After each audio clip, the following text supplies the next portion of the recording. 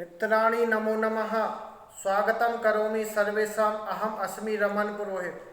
मित्रों, मैं अपने चैनल में स्वागत करता हूं। जैसा कि आप देख रहे हैं, अनुस्वार और माँ। वाक्यों में अनुस्वार कब माँ व्यंजन में परिवर्तित हो जाता है, माँ वर्ण में परिवर्तित हो जाता है, और कब माँ वर्ण अनुस्वार में बदल जाता है। आइए इसके बारे में चर्चा करते हैं। तो आज मैं आपको इसी प्रकार की जानकारी के लिए वाक्यों में माँ और अनुस्वार किस तरह से इनका प्रयोग किया जाता है। तो आप देखिए, यहाँ पर लिखा है पुस्तकम पठितम, पुस्तकम पठितम। फिर लिखा है पुस्तकम आदाय। तो यहाँ पर अनुस्वार है, वही यहाँ पर माँ है।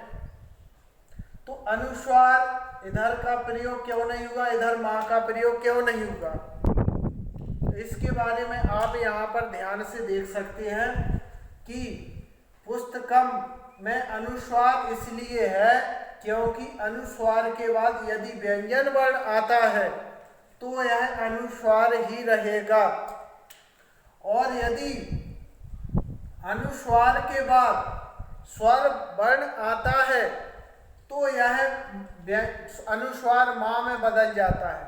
किस में बदल जाता है? माँ में। तो आप यहाँ पर देख सकते हैं कि यहाँ पर जब अनुस्वार के बाद वर्ण आ आता है, यानी स्वर वर्ण आता है, तो यही अनुस्वार माँ हो जाता है। और जब व्यंजन के पहले अनुस्वार आता है तो यह अनुस्वार ही रहेगा। जैसे उदाहरण यहाँ पर आप देख लीजिए, अहम गतवान, अहम अगच्छम। तो यहाँ पर माँ क्यों नहीं आया? माँ इसलिए नहीं आया क्योंकि अनुस्वार के बाद व्यंजन वर्ण है।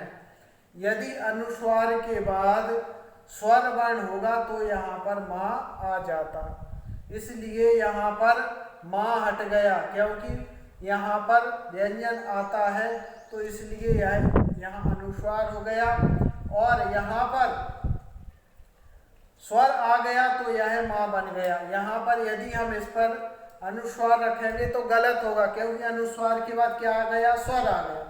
तो इस कारण से अनुस्वार के बाद स्वर आता है तो यहाँ पर व्यंजन अनुस्वार व्यंजन में बदल जाता है। तो इसलिए हमें इस तरह से वाक्यों में अनुस्वार और माँ का प्रयोग करते हैं, यह आपको ध्यान रखना है।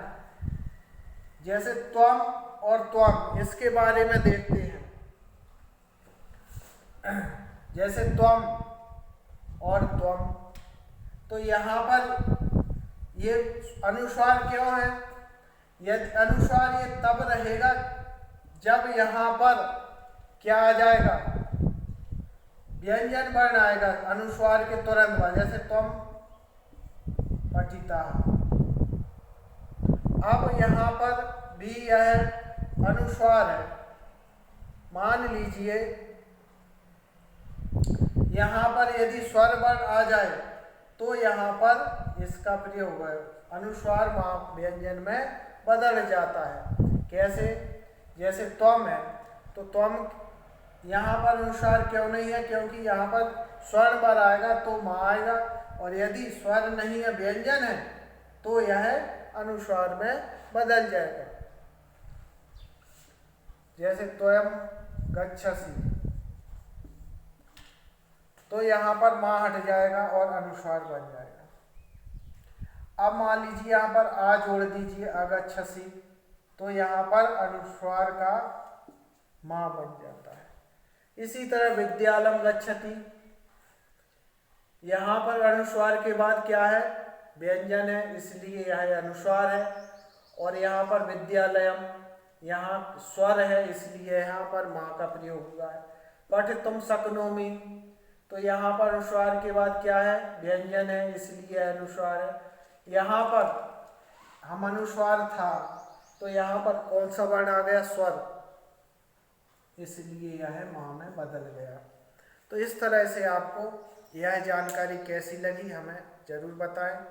और इसी तरह की जानकारी के लिए आप हमारे साथ बने रहें। नमस्कार।